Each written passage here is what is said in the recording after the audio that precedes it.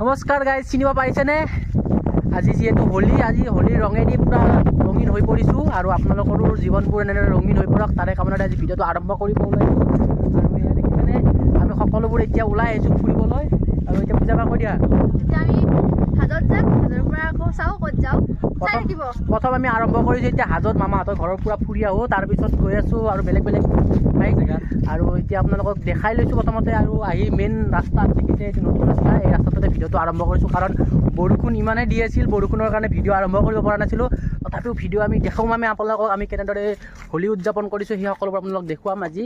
সেইকাৰণে ভিডিঅ'টো আৰম্ভ কৰি দিছোঁ আৰু আপোনালোকে চাই থাকিব ভিডিঅ'টো একদম শেষলৈকে।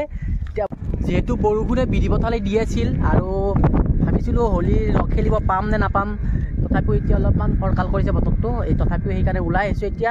আৰু আপোনালোকো চাগে হোলী খেলাত ব্যস্ত হৈ আছে সকলোবোৰ, সেইকাৰণে এতিয়া